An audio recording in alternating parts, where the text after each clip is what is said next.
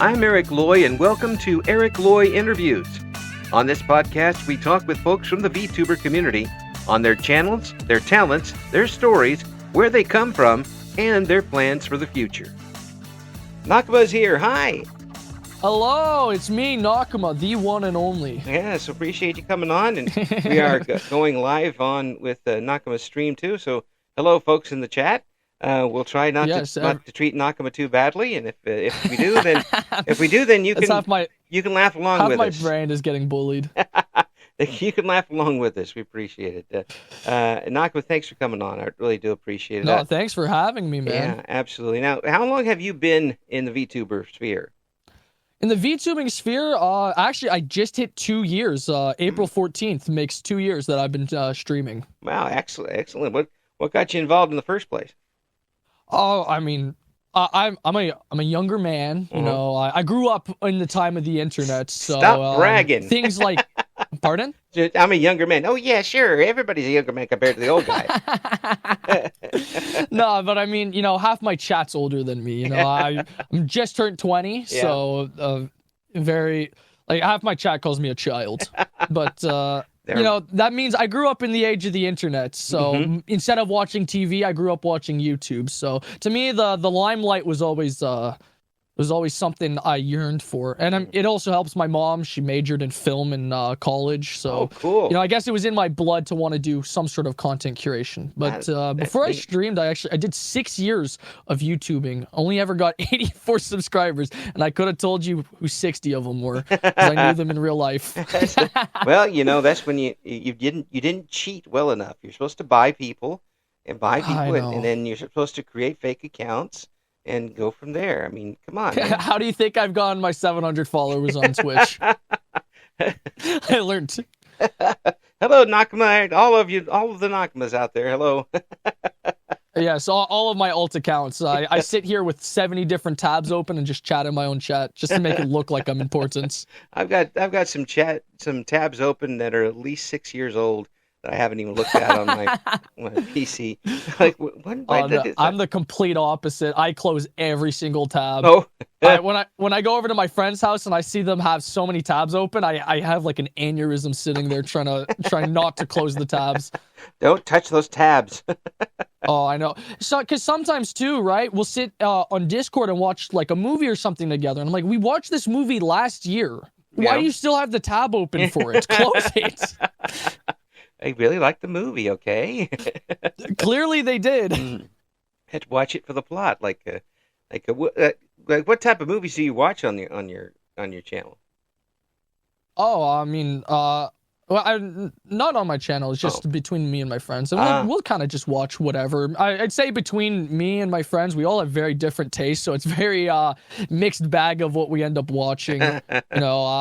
I tend to enjoy a lot of the older films, a lot more of the artsy stuff. I'm a sucker for this interesting techniques used in filmmaking, cool, interesting cinematography and like visual effects and stuff like that. I'm a sucker for stuff like that, like especially Martin Scorsese movies. I love Martin Scorsese movies. One of the best of his movies was Transformers 2. I thought that was the best. Isn't that Michael Bay who did it? I don't know. I watch movies for things to blow up. I'm completely opposite. Yeah, I have a friend like that. I listen to movie critics and stuff, and they're looking at everything like it's written by Shakespeare, for crying out loud. Yeah, I know. My friends often make fun of me for that. I remember I sat down. There was an anime movie I really, really, really liked. It was called A Silent Voice. And I sat down for a week straight and I studied the flowers in the movie to understand what they were trying to say about the movie. And my friends were like, "What is wrong with you?"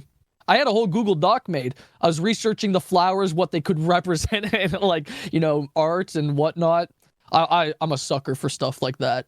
You're a crazy head. Yeah, I'm the kid in English class who was asking why the curtains were blue. Okay, I can understand that. I can understand that. There's a reason I was the teacher's pet in every English class. You're the one who actually could write the 10-page essay on the 2-page story. Oh no, because I could read a story and analyze it. I can't write for shit. I'm borderline illiterate. Well, it's a good thing you got the audio to go with for you. So.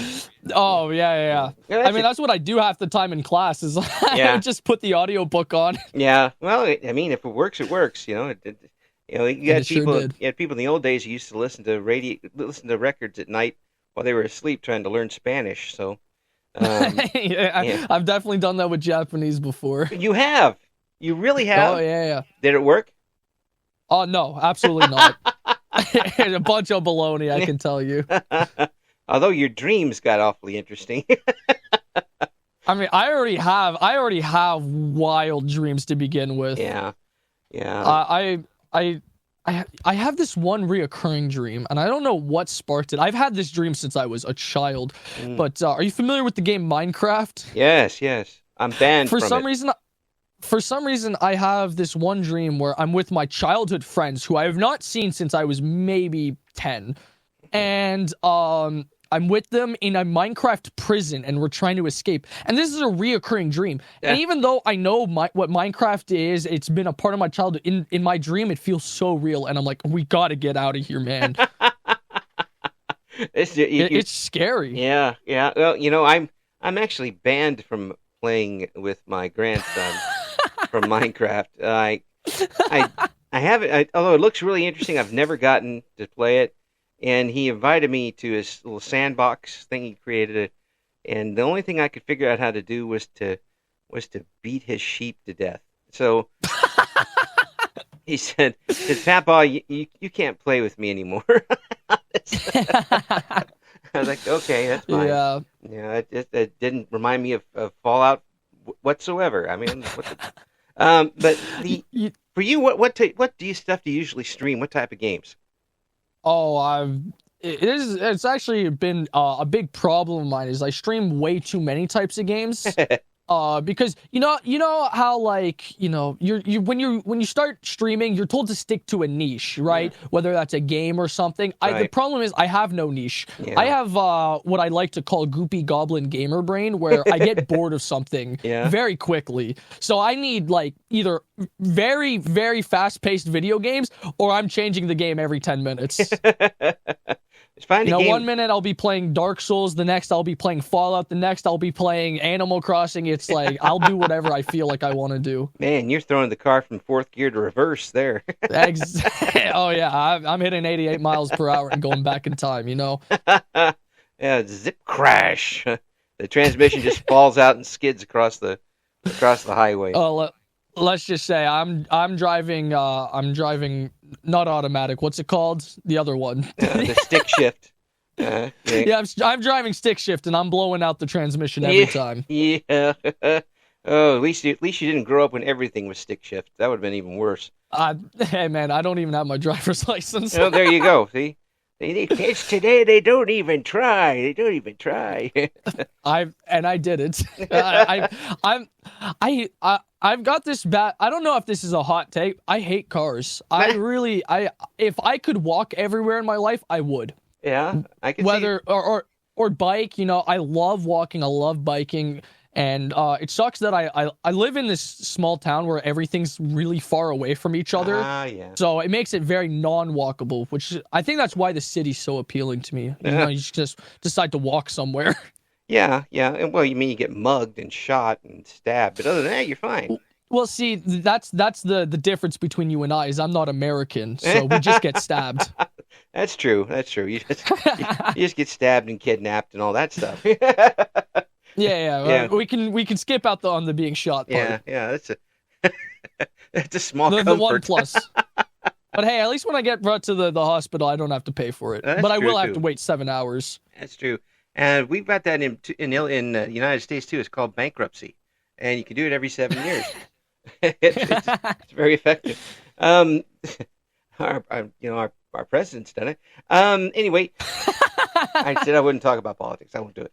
I mean, even if I wanted to, I know nothing about politics, Canadian or American. Yeah, it's all too much for me. I don't want to mess with it at all. for the Oh most yeah. part.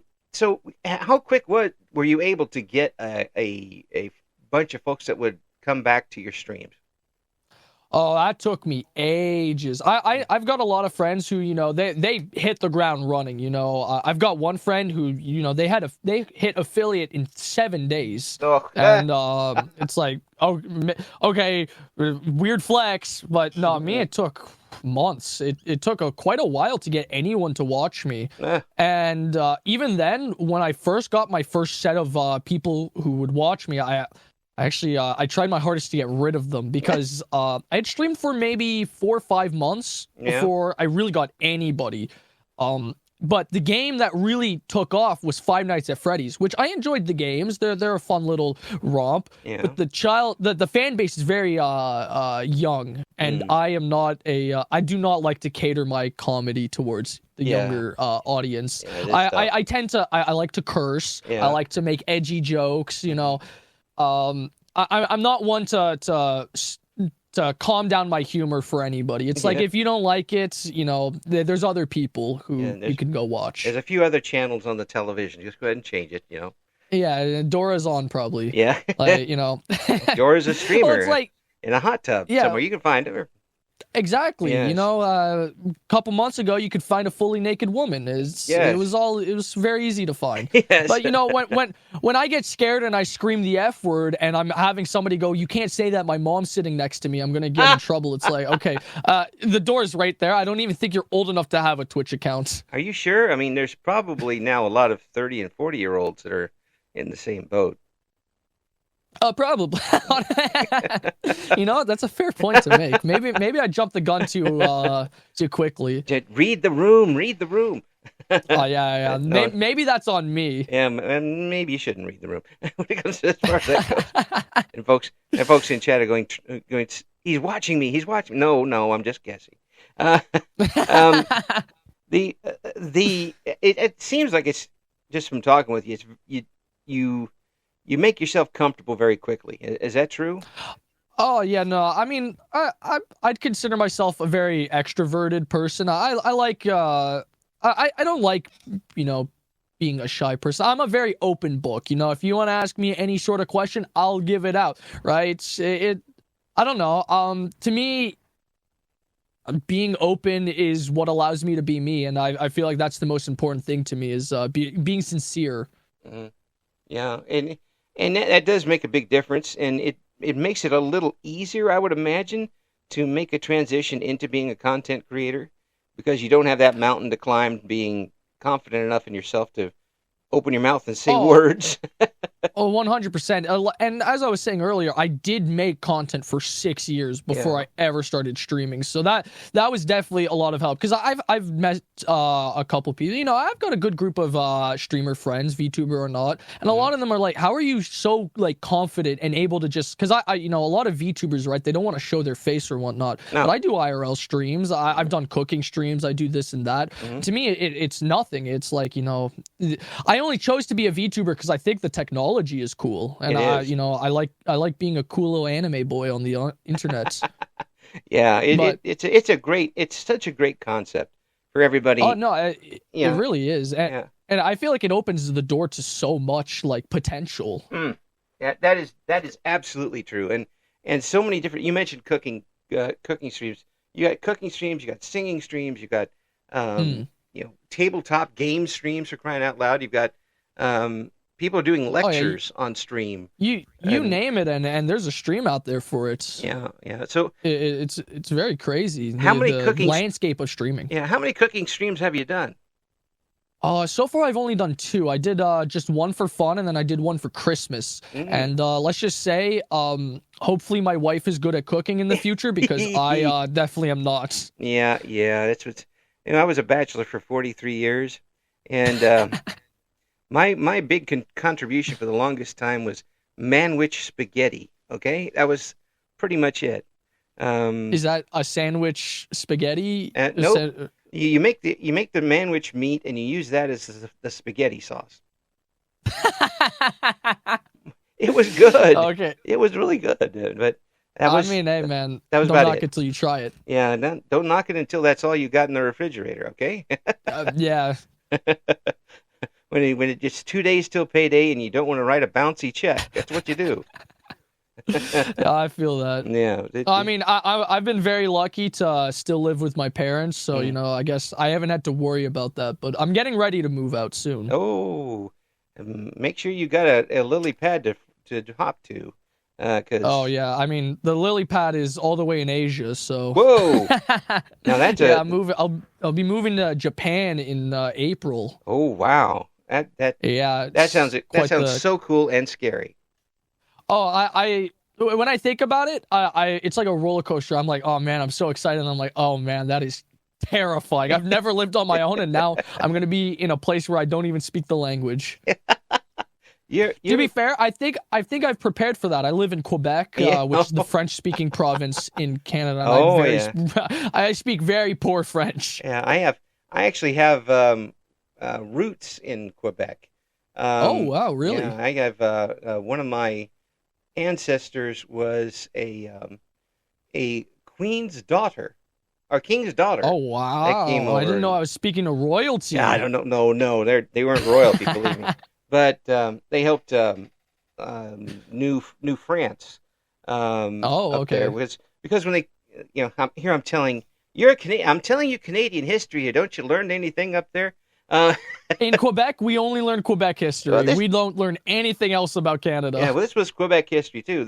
They sent the original settlers were mostly men, and they sent over, paid some families to send their daughters over to start populating the area. There were hundreds. I do remember that. Yeah, which is pretty. Yeah, and they'd pay people to have children. Yeah, it was pretty. You get a nice chunk of change for having a baby. Yeah, it's pretty crazy when you think about it now. If somebody tried that today, ooh. To be fair, if you did anything they did in the pioneering days, I think you'd have a bit of a trouble. Oh yeah. Actually, one of my ancestors was named Levesque, which is, I guess, like Smith up there when it comes to names. You can't swing a stick without hitting a Levesque somewhere up there. Oh yeah, I mean, I can't tell you how many fucking La Rooks I know living here, which it translates to the rock. Yeah. So I gotta say, badass last name. Yes, absolutely. But yeah, it's to be able to go from Canada or the United States, or whatever, and talk to somebody in Japan, or just talk to somebody in Australia and someone in Singapore today, is amazing. The world has become so small. It really is. It's especially when I started in radio in the 80s, we would never have been able to do that. Never. It was. Oh, I mean, I can't even imagine what it would have been like growing up before that time, and then now having that power. I grew up having the power to speak with anyone around the world I ever wanted. Yeah, well, we didn't even have we certainly didn't have any mobile phones. I'll tell you that. Until and even when we did, they were the size of Buicks when you had to carry them around. So it was it was pretty tough. But it was for me to talk to somebody in Singapore, say, would have cost $1 million just to call the number. Yeah.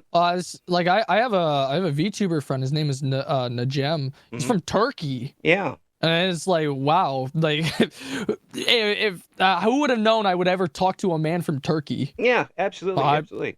It used to be something that you could only do on like a amateur radio, or a ham radio operator would do something like that. And they still do that, and hats off to them, because I never could figure out Morse code. But now to be able to just walk into whatever place you have your microphone at and turn it on and immediately talk to somebody from El Salvador, it's crazy to think of. And you kids today take it for granted. You all take it for granted. Oh, well, I can guarantee you I definitely do, but because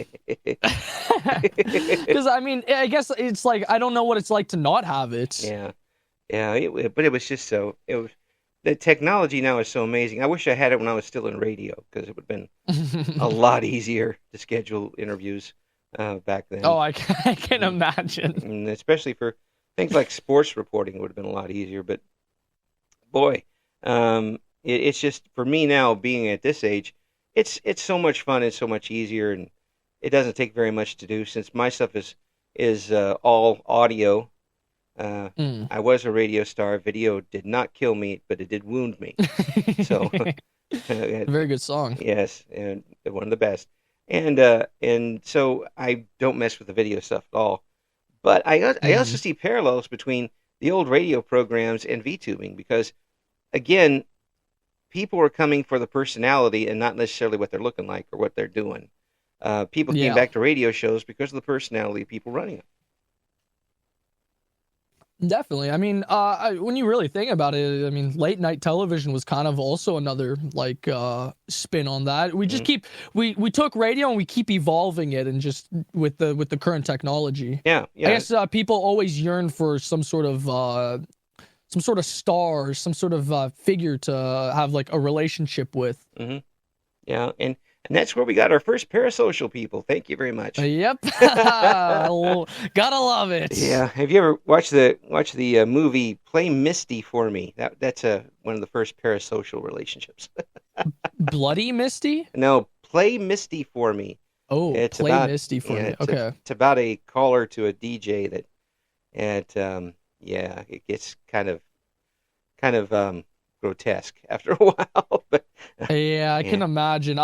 You see, I know it sounds horrible, but sometimes when I stream, especially since like I've got a lot of VTubing's I'd say a more predominantly female dominated space, so you kind of just meet a lot more of them, and some of the stories you hear, especially with the parasocial stuff, like I've had some bad parasocial situations. It's like I can't even imagine being a woman and having to deal with it because it sounds so much worse. It sounds like an actual nightmare. Oh yeah, and that would happen for women in radio too, and in any field. I feel like any sort of way, if there's a way to form a parasocial relationship, it just tends to be a lot worse for the women. yeah, like astronauts, even them, they get their stuff, Mm-hmm. No matter what you're doing, it always seems to be worse that way. But in radio, we just basically lived off of whatever was there at the radio station. We were so cheap. I lived for a good solid week on free peanuts because they were free. I mean, hey, can't complain about free. Makes it taste better. Had lots of protein, and it was. And I was basically sleeping at the station anyway in between shifts. What's the difference? Oh, my Lord. Oh, man. In radio back in the 80s and early 90s, it was whatever you found that you didn't have to pay for, you kept. The shirt doesn't fit, good. It's a headband. It's still mine. I'm not giving it to anybody. Yeah, I mean, you make do with what you got. Yeah. And brings me to things like AI. You get those commercials on YouTube with the AI announcers that pronounce things wrong and have weird inflections and all that. If you're got a product and you can't afford a cheese sandwich to give to an announcer, because that's what we'll do. We'll work for a cheese sandwich. Then your product must not be very good. Like I just did like my debut, and I had a debut like lore video, right? And I needed voice actors for it. Yeah. I got 3 of them in the span of a day by just sending a message in a Discord server like, hey, I need voice actors. Oh yeah. And I got 3 people. Yeah. Well, actually, I had more than 3 people because everyone wanted the role. Yeah. And they'll do it. It's really not that hard, and all I had to do was give them credit. Yeah. Because I was like, sorry, man, guys, I have no money to pay, but like I can give you guys credit. And they were begging to be part of it. Oh yeah. Like voice actors are not hard to come by. No. And another, with this technology now, you find some really, really talented people with their voice actors, singers, artists that we would not have heard from before. Oh, 100%. Yeah. So, well, see, you've got a great voice for this too. I mean, you've got a very, very good voice for it. Thank you. I guess I've gotten used to it. I'm not a huge fan of my voice, but I feel like nobody's a big fan of their voice. Yeah. Let me tell you, it doesn't get any easier when you get this old, because you've really heard it more than anybody else. Yeah. So someone yelled at me at the job the other day. Someone got off the street, and And I just shook it off, and the coworker says, "How did you take it off?" It says, "I've heard worse than that from myself today. I'm not worrying about them." Oh, yeah, definitely. Yeah. I mean, it's like I've the same thing with negative people on Twitch or in DMs where they dislike you. It's like I've said so much worse about my own self. Like, Yeah. you don't get it. When I have to sit there and edit my own streams into YouTube videos, trust me, I'm saying way worse things about myself. Oh, I'm yeah. sitting there going, "How does anyone watch this dumbass?" and that's me that I'm talking about. Yeah, I know exactly how you feel. I'm just get to the point where when I was on the radio all the time, I'm like, man, it just does anybody else work for this station? And when you hear yourself on a commercial, you're like, oh, really? Yeah, I feel that. I mean, I haven't worked for this radio station now in town for 5 years plus, and they're still running a commercial I did 15 years ago. I'm like, wow, that's horrible. Oh, I mean, maybe to a lesser extent, but my family still quotes videos that I made back when I was 12. Oh, yeah. It's like I hadn't even gone through puberty, and they're still quoting those videos. Oh, yeah, and I'm sitting there going, those videos aren't funny. Like, Yeah, I didn't even know what funny was back then, but they're still quoting them. I sit there, head down in my hands. Yeah, so just shake your head, just please kill these videos. See, my grandson is now 9, and we have videoed so much of his life. He is never going to have a partner. Whoever he brings home is going to see everything from his first diaper change to whatever he did the day before they met. Oh, probably. I mean, I don't have that much of my life documented. I mean, luckily with streams, I get to choose what goes out there and what doesn't. But the one thing I do know is recorded is because when I was a kid, right? I wanted to do anything to have my hands on a camera to start filming anything. I was enamored by making videos. So I got my dad's old camcorder that recorded on little cassette tapes. Whoa. And it was only years later that I found out the reason he had bought that camera was to record my older brother's birth. And my birth as well. So somewhere in that house, there is a cassette tape that my dad has hidden of both me and my older brother being born. Oh, wow. Man. And I pray I never come across it. I would like to give kudos to the old man for that. That's some serious blackmail stuff there. Yep, that sure is. Old age and treachery wins again. Who is it more blackmail to, my mom or me? Because what was I supposed to do about it? I didn't choose to get born. Yeah, but your mom's probably going to get sympathy. That's true, yeah. That's probably bettered against me. Look what I had to go through just to put you into this world. All I'm saying is that if my future partner is not down with it, she's not the one for me. That's true. That's true. And you got to realize, too, at your age, they probably got video of their own. That's true. That's true. Yeah. Oh, gosh, I haven't told this story in a long time, but I actually went... a friend of mine was in a really serious relationship when I was 20 or so. And I dated the woman's older sister. Okay. That was a terrible idea for many reasons. But we go into their house, and the father sets both my friend and I down, and makes us listen to a cassette tape of his daughters singing to a Bobby Sherman song. Okay. What do you think, my daughters? They're pretty good singers, huh? Yes, sir. Can we please leave? Oh, I have a similar story. This was just before now ex-girlfriend, but at the time it was my first girlfriend. Mm-hmm. This is just before we started going out. It was a set of twins, and Whoa. I'd gone over to their house for the first time, and I'm sitting down, and I've just met their parents for the first time. Yeah. But I wasn't a stranger to the family. We'd been friends for at that point, 3 years. Mm-hmm. So it's not like I was a new person in their life. Right. I'm sitting there, just eating my dinner. I'm talking, trying to impress the parents so that way they don't think I'm a bad kid. And the dad studied birds in college, and he starts telling me about this one bird. And well, he's going off about a bunch of different birds first, but then he stares at me, and he goes, Nakuma, there was this one bird who actually what they do is they'll pick up field mice and then they'll skewer them on sticks and needles in the wild and then eat their intestines afterwards. And I'm sitting there going, I understand, sir. I will never hurt your daughters. Because I knew in that scenario, I was the field mouse and he was the bird. Okay, and again, kudos to the old man. Oh, yeah, he definitely did a good job of scaring me. And then he started talking about Mr. Beast afterwards. It was very weird whiplash. Yeah, well, you know, I mean, he just fired a shot across your bow. That's all it is. You know, yeah, and it worked. It worked wonders. Yeah, a little bit of warning. I never forgot that. Yeah, because some people like show you their machete collection and stuff like that. You're like, okay. I feel like that's a little too extreme. Like that borders on actually like literal threats. But you know, the bird story is a good enough analogy where I understood the message, and I made sure to treat his daughter very well. Absolutely. It was also very awkward when the first time I'd gone over to their house after we started dating.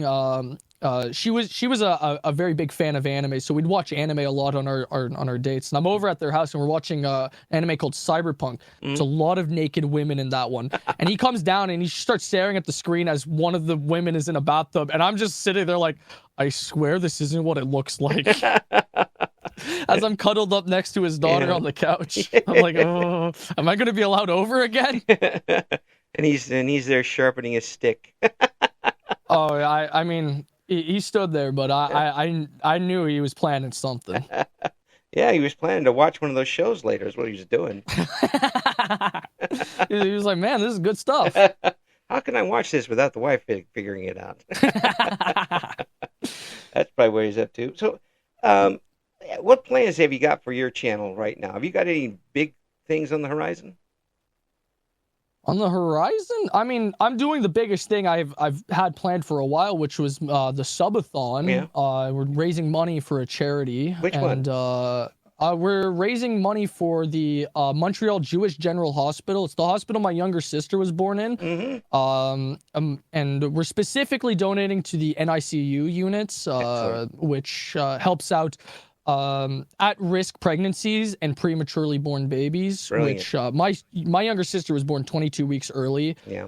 Very at-risk pregnancy, and I know without their help, like my mom has said it, I've said it. Without the help of that specific hospital, my mom and my sister would not be around today. Both of them would have passed away, and if it wasn't for the doctors, the nurses, and every other person who was involved in the arduous task of keeping them alive, they wouldn't be here today. So it's a cause that means a lot to me. So I know that other people donated, and they helped out my sister. So, you know, I want to help and donate to help other people's sisters and mothers. Tremendous. Good job.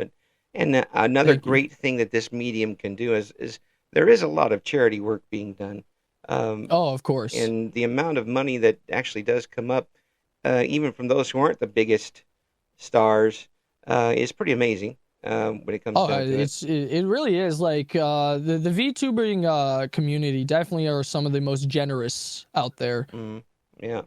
And some of the most nuts too, for the most part. Oh, they are batshit insane. Yeah, absolutely. Yeah, but that's part of the good part. So many different backgrounds and so many different talents. I'm never going to run out of people to talk to. You know, it's. Well, I mean, I was looking at your channel the other day. It looks like you're on quite the hot streak. Yeah. This is actually interview 501. Oh, wow. Yeah, so you're starting my second 500 here. It's an honor. Yeah, well, I'm glad it is an honor because my wife just thinks it's about time for the people in the white coats to come get me. But, it's too much fun. Yeah, I think my family thinks the same, but they're a little more you know, they're supportive. Yeah. I don't know. You can tell they don't get it, but they want to try and get it. They at least pat you on the head and don't open the door while you're doing your stuff. Misty just sends one of the cats after me. Like, go get him. They'll be standing at the door yelling at me and stuff. And but it's too much fun. I get to talk to some wonderful people and Oh yeah, definitely one of the best things about it's one of my favorite parts about it is you get to grow a community and there's so many lovely people in it. Oh yeah. A lot that are way funnier than me, and I'm like, why aren't you the streamer? Yeah. Yeah. You're so much more funny than me. Yeah, yeah. But yeah, you don't want spin-offs. You want to keep them on your show. Well, I mean, I'm sitting there, I'm like, don't stream because you're going to steal the audience away from me. So keep sitting here and supporting me. And another good thing about the VTubers is that there really isn't. I mean, there can be beef between people, but there really isn't a competition for viewers because I don't think that the viewership has stopped growing yet by any stretch of the imagination. Oh no, I mean the fact that people like Iron Mouse and pretty much any other of the biggest streamers can still have hundreds of thousands of viewers, and then everyone else still has thousands of viewers. Yeah. It's like you'll find a new VTuber every single day that has thousands of viewers, and you're like, I didn't even know they existed. How are there still so many people watching? Yeah, and the different time zones make a difference too, and how you market yourself, and there are millions upon millions of people who I think would be interested in it that don't even know it exists. Oh, definitely. I mean, before the lockdowns, I was actually funny enough very anti-anime and anti-VTuber when I was younger. I thought it was cringe. I thought people that were into it were losers. Yeah. And look at me now. You proved the point. No, I mean you've shattered the myth by doing it. But it's fun to hear someone who's obviously enjoying yourself and doing it, and the people are enjoying themselves along with you. I hope they are. I bet that's got to be huge for you to realize that there are people out there who do want to be a part of what you're doing. Oh, I mean, sometimes it's hard because it's very easy to sit here and go, I wouldn't watch myself.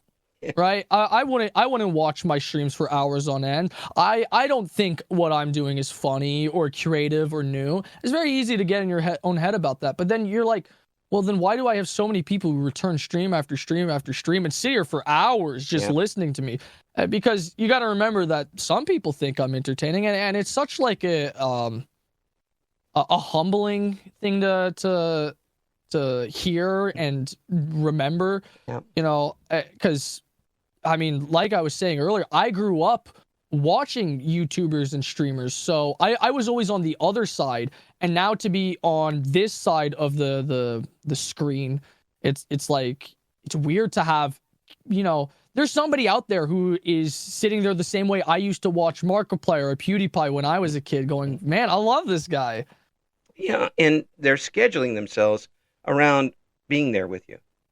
They're changing. Oh, definitely. And that brings some responsibility if you think about it too hard. But yeah, let's just say I am not Spider-Man because I have not been using. With great power, I have not been using great responsibility. That's okay. That'll get you the head of the country, no problem soon. Just put your name in the hat; it'll come out eventually. Soon enough. That is a concept that will either be very tough for someone who's a little more fragile, or put a lot of wind underneath the wings of somebody who really, really needs it. And we've seen both here fairly recently in features, and folks who have a lot more zeros than a lot of other people are going to have. Oh, definitely. I mean, followers. As much as I'd like to be the next Gargura or Iron Mouse or any number of the most famous streamers, it's like I can't imagine having that many eyes on you. Yeah. I mean, are you familiar with the VTuber Nyanners? Yes. Yeah, she's the one who got me into streaming, and I've been rated by her once before. It was my first very, very big push on streaming. When you fainted, did you come back to? How long did it take for you to recover from your fainting?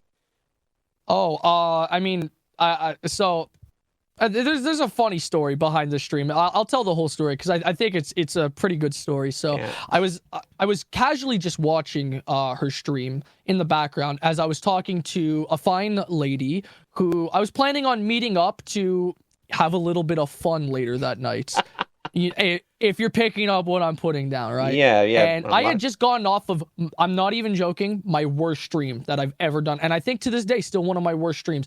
I was trying to play an old childhood game with a friend of mine, and he wasn't messing with the game, and we just couldn't find any good games where we could have fun. Yeah. Neither of us knew how to be funny, and it was a very disappointing stream all around. And you could tell I didn't mess with it, he didn't mess with it, the viewers didn't mess with it, so I was very disappointed in myself. Yeah. And so here I was talking to this fine lady as I was kind of just casually listening to the stream Neanders was doing, and she was playing this horror game that she couldn't beat, and she was like, is anyone else streaming this game? We need someone else to beat it. And I went and checked the category. Nobody was streaming it. So immediately I messaged the girl. I'm like, sorry, can't meet. Something came up. I went, bought the game, and went live right away. Oh my gosh. And because of that decision, I got raided by her that night. And I went total like autopilot. I didn't even notice anything. And I mean, I had a max of 800 people watching me that day. Ooh. And it is both one of the coolest feelings, and also it almost destroyed my streaming career. Because you know how hard it is to return to streaming to 5 people after that? Oh yeah. It is a high that it is very hard to replace. Oh, it definitely is. And it's like, you're beneath me. But I mean, that was another thing, is trying to control the ego power trip that I was having. Yeah, that'll happen pretty easy. But to me, it's and it's something that people need to remember, is that one time things are great, and it'll skew your averages and all that stuff, but you've got to retain them. Oh no, definitely. That is something I've definitely because there's so many people out there on Twitter and on Twitch and YouTube, whatever, where they want subscribers, they want followers, they want this and that. The only number I've ever cared about is viewers. Yeah. Because it means the more people that are sitting there is the more people I'm entertaining. I could have 6 followers. If I've got more viewers, I do not care about the follower number. Mm-hmm. And that's not to say that people who are followers should not be followers, because oh, no, definitely. I mean, I'm still very grateful. Trust me. Big number go up, ego go up. But it's just like, to me, it's always been, it's been nice to know that I can entertain people. Yeah. Well, that's definitely true. And the time just flies when you're having fun with these interviews. And I got to let you go for this one, but we got to do this again, because there's too much stuff to talk about. I'm getting a raid. Oh, wow. Crazy timing. Well, you have your raid. We'll talk to you again soon, okay? All right. This has been a pleasure, man. Thanks. Take care. Thank you for listening to Eric Loy Interviews. Join us again next time when we talk to another member of the always interesting VTuber community.